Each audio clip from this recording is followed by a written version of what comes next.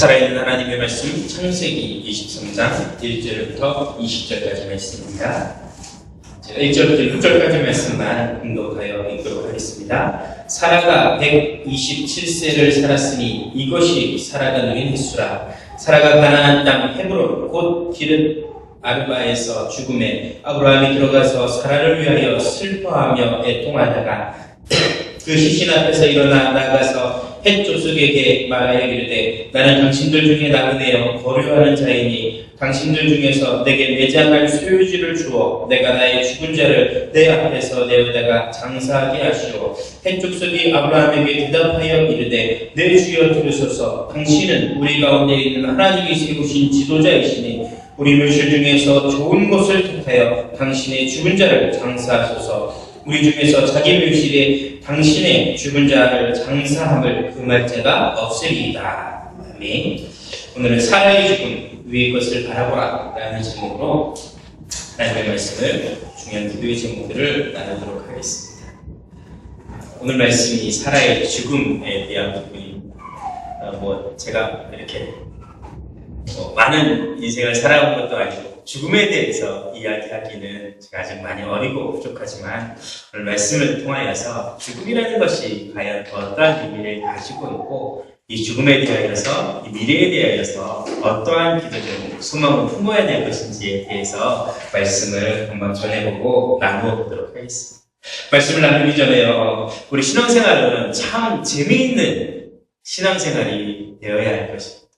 저희가 교회를 오고 예배를 드리는 데 있어서 재미가 없고 또 흥미가 없고 교회에 오고 예배를 드리는 것이 나에게 고난이 되고 고민이 되고 일거리가 된다. 그렇다면은 우리가 신앙생활을 하는 부분이 조금 잘못되고 틀린 부분이 아닌가 그런 생각이 듭니다. 우리가 오늘 예배하고 신앙생활 하는 부분들, 우리가 하나님 앞에 나와서 예배하는 이 부분이 나의 인생에 있어서 가장 기쁜 시간이고 소중한 시간이고 축복의 시간으로 인도받아야겠습니다. 저는 이 교육자 생활을 하면서 이 아이들을 가르치는 일을 많이 했었습니다. 10년 가까이, 10년 넘게 초등학생들 아이들을 가르치는 일을 했었거든요. 그런데 어른들은 교회를 오면 이 표정을 잘 숨기고 교회를 오는데 아이들은 이 숨김이 없이 얼굴만 보면 그대로 다 나타납니다. 아이가 교회를 오는데 얼굴 표정만 보면 이 아이가 어떤 모습으로 왔는지가 다 알아요. 그러니까 제일 먼저 들어오는 얼굴이 꼬질꼬질하게 보는 아이들이 있습니다. 눈에 눈곱 붙이고. 이 친구는요, 분명히 집에서 늦게 일어나가지고 엄마한테 혼나고 어쩔 수 없이 쫓겨서 오는 그런 아이입니다. 어떤 친구는요, 입이 삐쭉 나와서 교회에 오는 친구들이 있습니다. 예배 오면 이렇게 앉아있으니까요, 얼굴만 봐도 다 보이고. 이 친구는 분명합니다. 내가 엄마에게 이제 얘기를 할 겁니다. 엄마, 내가 오늘 예배 드리러 가는데, 엄마가 예배 드리러 가서 예배 드리러 가주니까, 나 1,000원만 달라고. 이렇게 얘기를 했는데, 엄마가 1,000원을 안 주고, 예배는 잘 드렸다. 그리고 보내고. 그러면요, 와가지고, 이 삐죽 내밀고 이렇게. 이런 표정으로 예배 시간 내내 이렇게 앉아있습니다. 그런 모습을 보면 무슨 마음이 드냐면, 저 친구들도 참 힘들겠구나.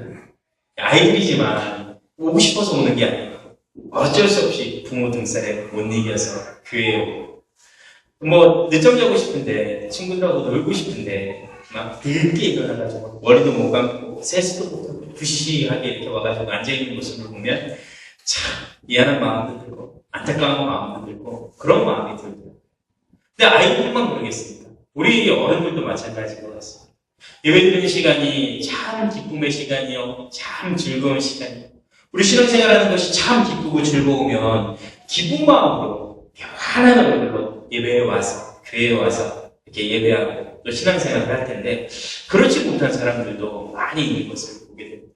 그래서 어두운 표정으로 교회에 와서 늘 오던 곳이니까 주일날마다 오던 곳이니까 예배에 와서 또 습관에 대해서 또 안 오면 또 목사님한테 전화오고 우리 아는 사람들한테 전화오고 성도들한테 전화 올까봐 왜 안 하냐 또 그만두고 귀찮아가지고 어쩔 수 없이 또 나에게 어려운 문제가 찾아왔는데 교회 와봤자 힘도 안 되고 답도 안 되는데 그냥 그래도 와야지 라는 마음을 가지고 앉아있다 보면 그 마음속에 예배 와서 또 교회 와서 예배하는 모습, 신앙생활하는 모습이 얼마나 기쁨이 되고 얼마나 감사한 모습이 되겠습니까?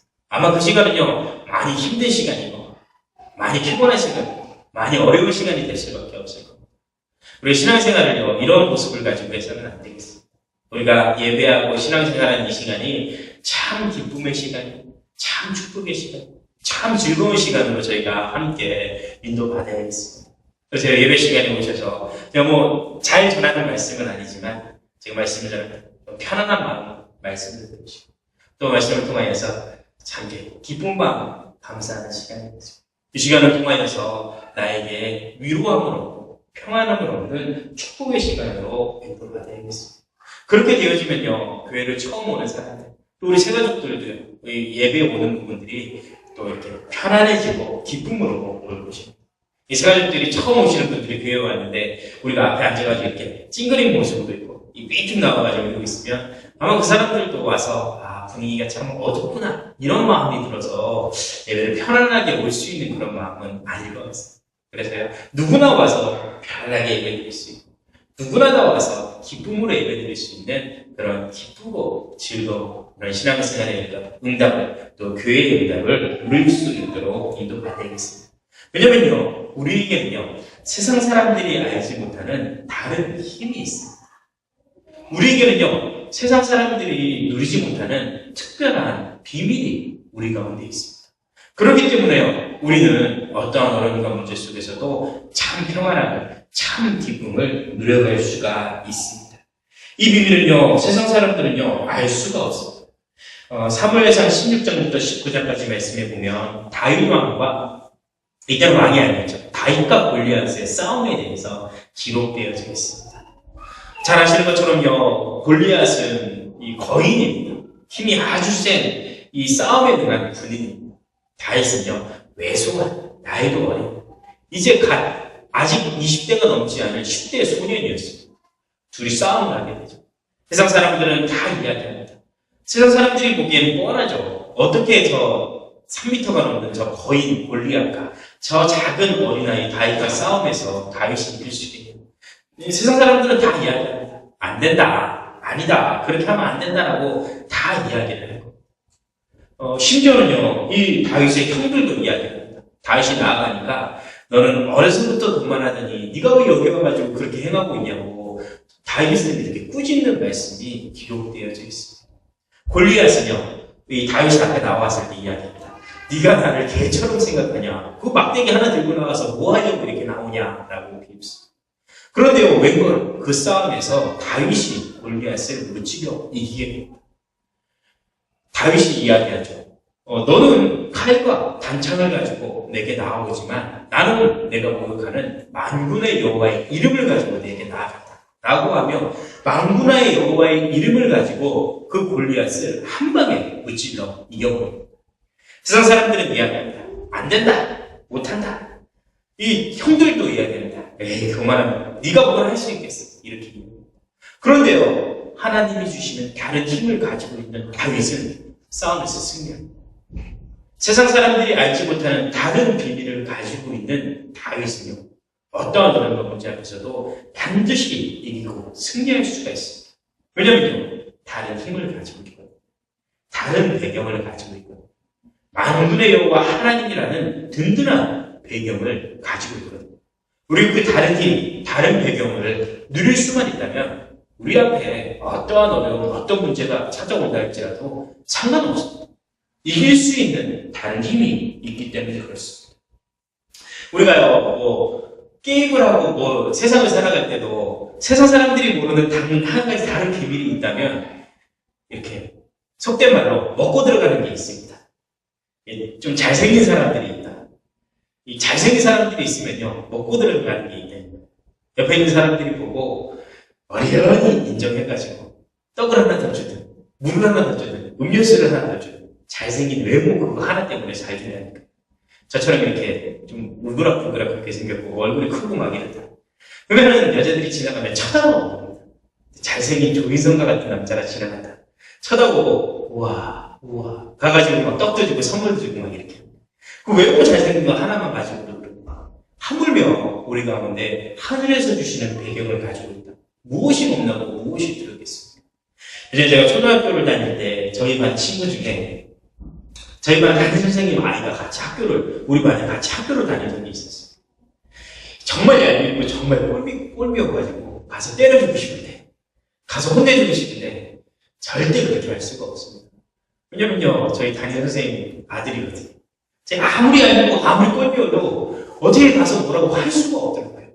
담임 선생님한테 혼낼까. 그 친구는요, 담임 선생님이 자기 이 엄마라는 그 배경 때문에요, 두려울 게 없습니다. 힘들 게 없습니다. 왜냐면 엄마가 다 지켜주니까요. 엄마가 나의 든든한 배경이 되어주니까 그렇습니다. 우리에게 하나님께서 든든한 배경이 되어준다.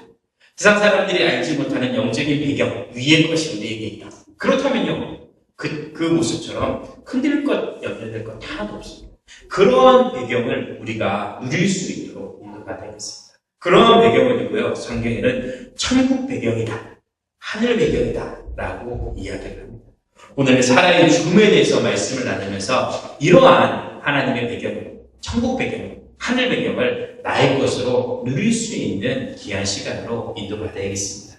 오늘 말씀을 통해서 먼저 볼 것은요, 사라의 죽음에 대해서 먼저 볼 수가 있습니다. 우리 창세기 23장은요, 사라의 죽음에 대해서 기록되어져 있습니다. 사실 사라는요, 이 성경 안에서, 창세기 안에서 큰 위치를 차지하는 그런 인물이 아닙니다. 이렇게 성경 한 장을 쭉 나열할 만큼 중요한 인물이 아닙니다. 그런데요, 그 사라의 죽음을 창세기 23장 한 장 동안 쭉 계속해서 표현하고 있습니다. 왜냐면요, 그만큼 이 사라의 죽음과 이 사라의 매장하는 이 부분에는 중요한 영적인 의미가 담겨져 있기 때문에 그렇습니다. 먼저 생각해야 될 부분은요, 죽음에 대한 부분입니다. 성경에서는 죽음을 어떻게 이야기하고 있느냐에 대한 부분입니다.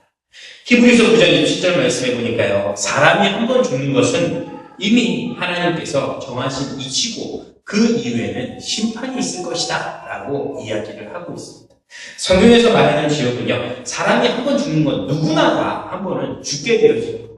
그런데요, 그 이후에 그 죽음으로 끝나는 것이 아니고 그 이후에 심판이 있다라고 하는 겁니다.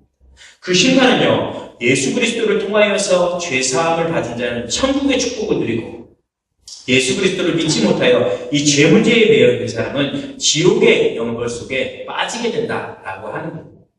쉽게 말하면요, 예수 그리스도 복음을 듣고 하나님의 자녀가 된 사람은 영원한 천국의 축복을 누릴 수 있고, 예수 그리스도를 믿지 않고 죽은 사람은 영원한 저주, 지옥의 형벌 가운데 빠지게 된다라고 하는 부분을 이야기합니다. 성경에서는 분명히 이야기합니다. 내가 착하게 살면 천국에 간다. 네가 열심히 살면 천국에 간다. 네가 하나님을 잘 섬기면 천국에 간다. 라고 이야기하는 것이 아니고, 예수 그리스도를 통하여서 죄사함을 받은 자가 천국의 축복을 누릴 수 있다. 예수 믿는 자가 영원한 천국의 축복을 누릴 수 있다라고 하는 부분입니다. 그렇기 때문에 우리가 예수를 마음속에 믿고 영접해야 되는 분명한 이유가 있는 겁니다.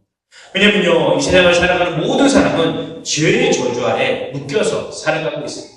하나님을 떠나 있는, 하나님의 약속을 어기는 그 죄 아래서 이 죄의 주장을 하는 이 마귀의 권세에 묶여서 실패하고 저주받는 인생을 살아갈 수밖에 없습니다. 이 죄는요, 자범죄를 이야기하는 부분이 아닙니다. 내가 다른 사람 것을 빼앗았다, 내가 다른 사람을 위협했다, 교통법규를 어겼다, 다른 사람을 심지어 죽였다, 이런 죄를 이야기하는 것이 아니고, 인간에게 원래부터 있었던 원죄를 이야기합니다. 창세기 3장의 그 원죄, 하나님의 약속을 어긴 죄, 사단의 권세에 묶여있는 그 죄 때문에 인간은 실패할 수밖에 없는 겁니다. 그래서 로마 3장 10절 말씀에 의인은 없나니 전혀, 3장 23절 말씀에 있는 것처럼 모든 사람이 다 죄를 범하여서 하나님의 영광에 이르지 못하는 이 죄를 이야기합니다. 이 죄를 씻은 사람만이 이제 영원한 천국의 축복을 누릴 수 있는데, 그 죄를 씻을 수 있는 방법이 씻는보다도 더 희게 하시는 예수 그리스도의 피를 통하여서 그 죄를 씻을 수 있다라고 하는 겁니다. 그래서 예수 그리스도를 믿는 사람, 참 제사장 되시는 그 예수 그리스도를 믿는 그 사람이 하나님의 자녀가 되고 심판 이후에 영원한 천국의 축복을 누릴 수 있는 비밀을 누릴 수 있다라고 하는 겁니다. 그런데요, 세상 사람들은요, 이 부분을 잘 이해하지 못합니다. 그래서요, 쉽게 이야기합니다. 네가 착하게 살아야지 천국 가지 않겠니? 네가 선행을 잘 행해야지 천국 가지 않겠니? 이 교회 다니는 사람들도 그런 이야기를 합니다. 네가 주일 성수 잘하고 11조 잘하고 하나님 잘 섬겨야지 천국 갈 수 있게. 그게 아니고요. 예수 그리스도를 마음속에 믿으면 그 예수 그리스도를 통하여서 내 죄사함을 받고 우리가 천국의 축복을 누릴 수 있다라고 하는 겁니다. 얼마 전에 우리나라에 그 대히트한 영화가 있었습니다. 명량이라는 영화였거든요. 1760만 명이나 되는 관객이 들었다고 합니다. 그런데요, 그 영화가 히트하고 나서 또 많이 이슈된 부분이 있습니다. 어떤 부분이냐면 이순신 장군이 과연 구원을 받았을 것인가, 이런 이야기를 가지고요 신학자들 사이에서 논쟁이 붙었습니다. 일반 사람들도 아니고요 신학자들 사이에서 이순신 장군이 과연 구원을 받았을 것인가 라고 이렇게 논쟁이 붙었습니다. 쉽게 말하면요, 이 말도 안 되는 이야기죠. 이순신 장군이 예수 그리스도 믿고 제사함을 받았으면 천국에 가는 것이고, 믿지 않는 거면 어쩔 수 없이 지옥의 영광에 빠지는 것인데, 이 사람들이 생각하는 부분은요, 민족을 구한 영웅인데, 나라를 구한 영웅인데 어떻게 그 영웅이, 그 위대한 사람이 지옥에 갈 수 있겠냐, 이러한 논리를 가지고 이야기합니다. 더 놀라운 부분은 어떤 부분이냐면요, 이순신 장군 그 시대에 같이 싸움을 했던 그 일본의 적장이 고니시라는 장군이었다고 합니다. 그런데요, 그 장군이 전쟁에 나올 때 항상 이 깃발을 들고 나오는데 깃발에다가 십자가 깃발을 들고 나왔다고 합니다. 하얀 천에다가 빨간색 십자가를 이렇게 지고 나왔다고 합니다. 이게 뭐 바꿔서 말하면 이 사람은 예수 믿는 사람이다라고 이렇게 표현할 수 있겠죠. 저 사람 완전 나쁜 사람인데, 우리나라 완전 침공하고 사람 엄청 죽인 나쁜 놈인데, 저 인간은 예수 믿어서 천국 가고, 이순신 장군 우리나라를 구한 민족의 영웅인데, 저 위대한 영웅은 예수 믿지 않아서 지금 말이 되냐라고 해가지고 논쟁이 더 심하게 벌어지더라고요. 그런데 일본 사람 입장에서 생각해보면요, 이순신 장군은 나쁜 사람입니다. 빨리 땅 침략하고 전쟁하고 이겨야 되는데, 저 나쁜 사람이, 죄송합니다. 이렇게 표현해서 죄송합니다. 저 나쁜 사람이 우리나라 사람들 죽여가지고 전쟁도 못하게 하고 이렇게 되버리는 그런 경우가. 그래서 기준이 내가 열심히 하고 착하게 살고 어떻게 행하면 구원을 받는 것이 아니고, 오직 기준은 예수 그리스도를 통하여서 죄사함을 받은 사람이 죽음 이후에 심판을 통하여서 천국의 축복을 누릴 수 있다라고 하는 것이 성경에서 이야기하는 천국의 기준입니다. 그래서요, 내가 지금까지는 어떻게 실수를 하고 어떻게 죄 많은 세상을 살아가고 내가 어떻게 나쁜 행위를 행하고 하는 것은요, 성경에서는 기준이 안 됩니다. 물론 그 사람에게 있어서 죄책감이 있고 어려움이 있겠지만, 성경에서 이야기하는 중요한 기준은 예수 그리스도를 통하여 제사함 받은 사람은 천국의 축복을 누릴 수 있고 영생의 축복을 누릴 수 있고, 믿지 않는 사람은 영벌의 저주에 빠지게 된다라고 하는 것이 바로 이 기준입니다. 이 부분이 왜 중요한 부분이냐면요, 죽음이라는 것이요 끝이 아닙니다. 성경에서 이야기하는 죽음이라는 것은 끝이 아닙니다. 죽음은요 영원한 축복 속에 들어가는 새로운 시작이 되어지기 때문에 그렇습니다.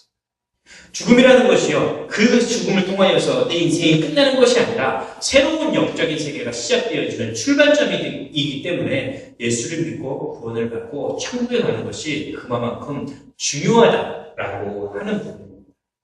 누가복음 16장 말씀에 보면 이 부자와 거지 나사로가 죽게 되어지는 말씀이 있습니다. 죽음 이후에 이제 나사로는요 천국의 축복을 누립니다.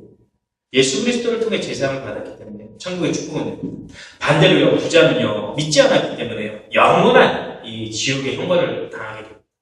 영원한 지옥의 형벌을 당하고 나서 보니까 이 세상에 살고 있는 우리 자녀들이 너무 걱정되죠.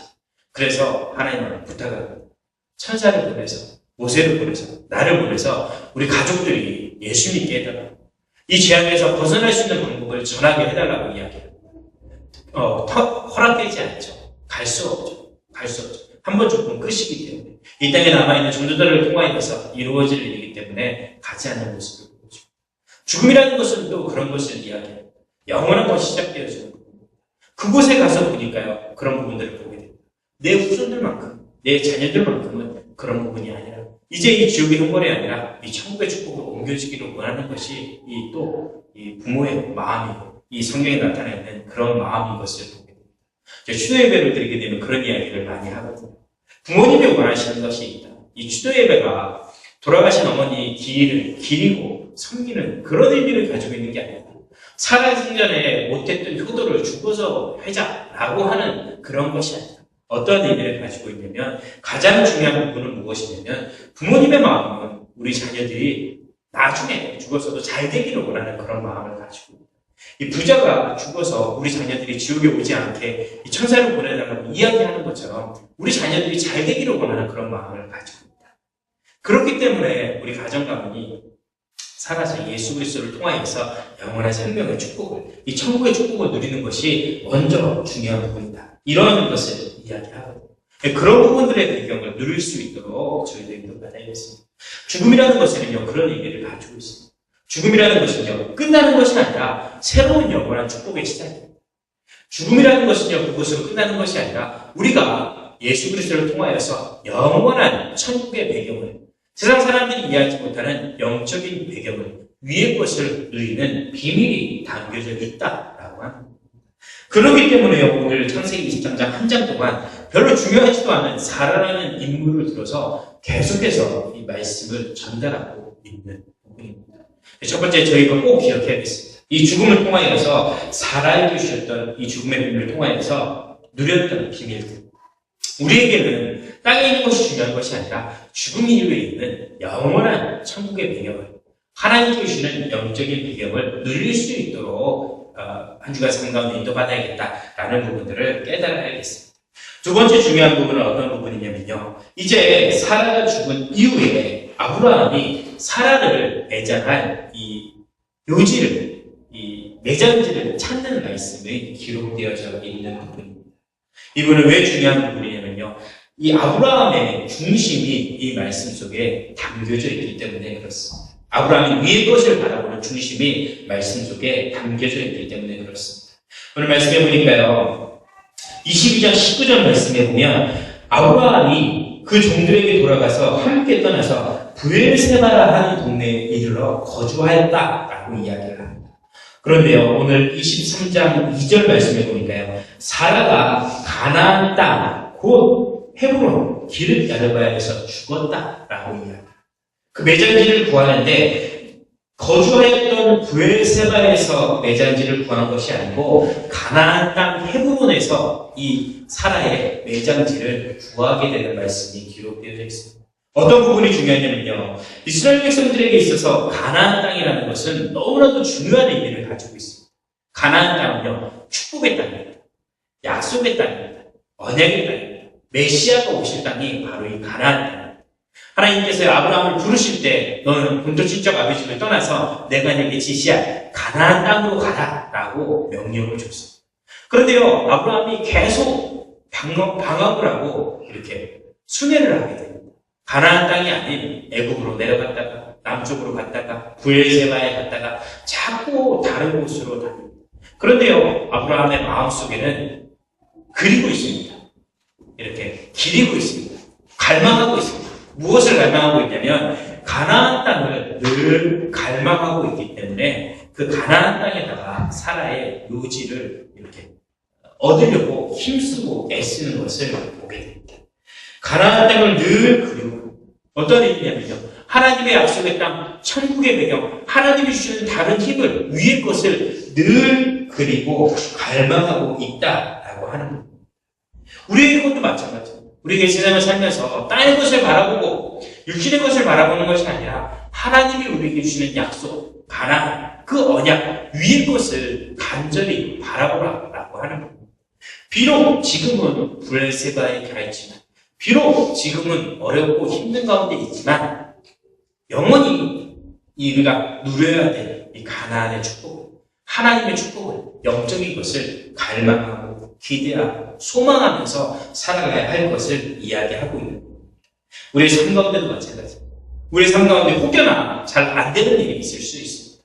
자꾸 일이 꼬이고 자꾸 넘어지고 내가 뜻한 대로 내 마음대로 되지 않아서 힘들고 어려울 때가 있습니다. 어떻게 해야 해요? 위의 것을 바라봐야겠습니다. 아브라함이 가나안 땅을 바라봤던 것처럼 우리가 하나님의 것을 바라봐야겠습니다. 하나님이 나에게 주시는 약속의 땅, 언약의 땅, 그 축복을 바라봐야겠습니다. 힘들다고 어렵다고 낙심하고 포기할 것이 아니라 위의 것을 바라보면서 하나님께서 나에게 주시는 영적인 축복을, 언약의 비밀들을 나의 것으로 누릴 수 있도록 인도받아야겠습니다. 반대로 내가 일이 너무 잘 된다. 내가 하는 일마다 너무 잘 되고 일이 너무 잘 풀린다. 내가 손만 댔다 하면 다 잘 된다. 그럴 때도요. 자꾸 잘 되고 잘 되고 뭐 잘 풀리고 내가 하면 다 된다. 이런 것에 관심을 두는 것보다 그것 이전에 육신적인 것 이전에 잘 되는 것 이전에 먼저 하나님의 것, 먼저 위의 것, 먼저 하늘의 것을 바라봐야겠습니다. 왜냐면요. 내가 지금 잘 되고 잘 풀리는 것은 잠시 잠깐입니다. 내가 잘 되고 잘 되는 것은 본질이 아닙니다. 더 잘 되고 더 좋은 것은 내 영혼이 영적인 것이 영원한 것이 내 배경이 잘 되어져야 하는 것이기 때문에 내가 잘 된다 할지라도 위의 것을 바라봐야겠습니다. 잘 안 되면 하나님 주시는 위로를 얻어야 되기 때문에 위의 것을 바라봅니다. 내가 잘 풀리면 더 나중에 미래의 것을 영원한 것을 누리기 위하여서 위의 것을 하나님의 것을 바라보는 중심 속에 들어가야겠습니다. 이러한 중요한 천국을 바라보고 하나님의 것을 위의 것을 바라보는 그러한 소망을 가지고 있을 때 하나님께서요 우리 가운데 채우시는 다른 영적인 비밀들, 영적인 축복들을 누려갈 수가 있습니다. 이것은요 하나님께 주시는 중요한 언약입니다. 아브라함에게는요 가나안이라는 분명한 언약을 주셨습니다. 지금 이 시대를 살아가는 우리에게는요 세계복음화라는 중요한 언약을 우리 가운데 소망으로 주셨습니다. 하나님께서는요 우리를 통하여서 지역, 민족, 세계 많은 사람들 앞에 복음이 증거되어지기를 원합니다. 예수님께 십자가에 죽으시고 마지막 부활하시면서 마지막 제자들에게 말씀을 주셨습니다. 너희는 가서 모든 민족으로 제자를 삼아야 될 것을 이야기하셨습니다. 승천하시기 전에 땅끝까지 이르러 증인이 되어야 될 것을 우리 가운데 약속을 주셨습니다. 가나안 땅을 언약으로 주셨던 그 하나님이 우리에게 땅끝까지 복음을 증거해야 될 언약을 우리 가운데 주셨습니다. 우리는요 이 언약을 우리의 마음속에 중심 속에 담고 위의 것을 바라보는 삶을 살아가야겠습니다. 교회가 늘 기도하고 있죠. 우리 100명의 중직자 이 지교회를 세워서 우리 지역 살리는 전도운동을 이루어가고 있죠. 또 100명의 목회자를 돕고 섬기면서 우리 민족의 복음운동, 전도운동 일어날 수 있도록 돕는 것. 100명의 선교사들을 파송하고 도움을 통하여서 세계복음화의 중요한 소원을 이뤄가는 것.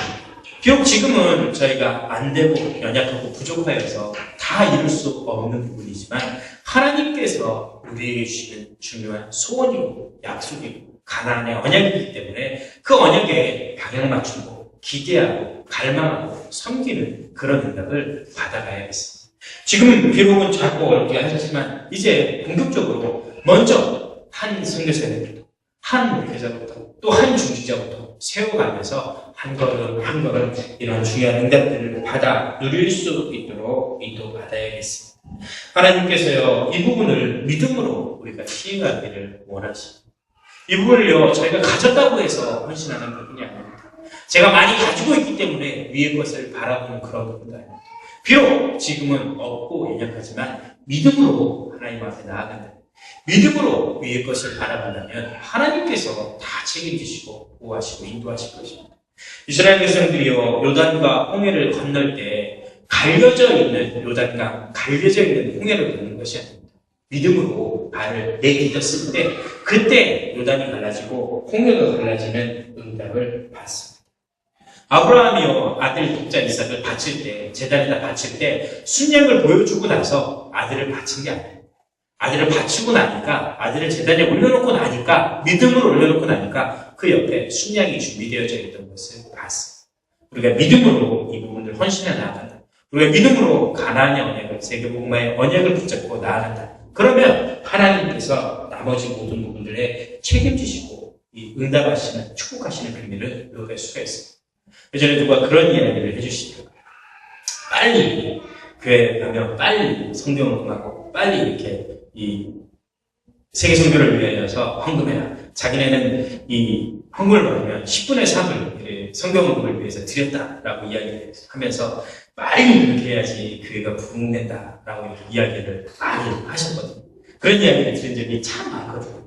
네, 저는 그런 생각을 했습니다. 내가 복 받고 안 받는 게 중요한 게 아니라 내가 그거에서 하나님 앞에 복 주시니까 그걸 하는 것이 아니고 하나님이 원하시는 가나안의 언약, 하나님이 원하시는 세계복음화의 언약, 그 그 언약이 있기 때문에 나는 이렇게 헌신하고 수고하는 자리에 나아갈 수 있다. 이 부분을 내가 가지고 헌신할 수 있다. 그런 부분들을 품게. 그래서요, 내년부터는요, 그런 부분들을 좀 실천해 봤으면 좋을 것 같습니다. 제가 늘 일백지교회, 일백중심자, 일백목회자, 일백선교사를 위해 기도하고 있는 부분이 있는데, 작은아마 그들을 위하여서 기도하고 또 헌신하고 헌금하고 수고하는 그런 응답을 한 걸음 한 걸음씩 인도받아요. 그러면 나중에는 정말 기도했던 것처럼 100명의 목회자를, 선교사를, 200명의 중직자를 세울 수 있는 그런 응답을 받을 수 있지 않을까. 그런 부분이고요. 이 부분은요, 제가 뭐 하고 하는 부분이 아니라 아브라함이 가나안의 언약을 꿈꿨던 것처럼 우리가 하나님께 주시는 세계복음의 언약, 위의 것을 바라보는 그 중심을 가지고 살아간다면 하나님께서 나머지 모든 부분들을 인도하시고 책임지는 것이다. 나는 그 부분에 방향 맞추고 나아가야겠다라고 생각해보는 그런 거. 우리가요, 그런 응답을 받을 수 있도록 인도받아야겠습니다. 위의 것을 바라보는 응답을 받아야겠습니다. 내가 지금 잘 된다. 위의 것을 바라보고. 내가 지금 안 된다. 위의 것을 바라보며 하나님께 주시는 그러한 위로들, 응답들을 누릴 수 있도록 인도받아야겠습니다. 말씀을 맺으면서요, 우리가 위의 것을 바라보면 우리가 천국의 배경을 바라보고 우리가 가나안의 언약을 바라보면 세계복음화의 언약을 바라보면 달라지는 부분이 있습니다. 어떤 부분이냐면요, 이제 우리 가운데요, 여유가 생깁니다. 조급함이 사라지고요, 여유가 생깁니다. 우리가 위에 있는 것을 바라보지 않으면, 멀리 있는 것을 바라보지 않으면 자꾸 내 앞에 찾아오는 여러 가지 문제들 때문에 흔들리는 경우가 많습니다. 왜냐면요, 지금 내가 신경 쓰고 있는 내 앞의 문제가 잘 되고 안 되는 거에 따라서 내 마음과 내 생각과 내 감정이 좌로 갔다 우로 갔다. 그러면 잘 되면 좋고 안 되면 안 되는 거예요. 자꾸 그 부분에만 집중하고 있으니까 일이 잘 되고 안 되느냐에 따라서 내 신앙도 내 삶도 다 결정됩니다.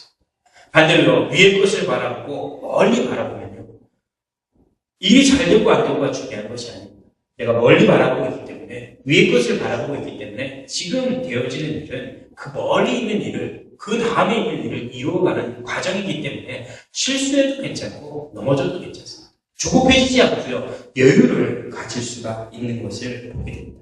그렇기 때문에 우리는 땅에 있는 것, 유심적인 것, 세상적인 것에 목매지 않고 멀리 있는 것, 위에 있는 것, 하나님이 주시는 이 영적인 축복들을 바라보는 그런 마음을 품어야겠습니다. 출애굽기 17장 말씀에 보면 이스라엘 백성들과 아말렉 군대와 전쟁이 벌어지는 말씀이 기록되어져 있습니다. 아말렉 군대는요, 전쟁에 능한 사람들이었습니다.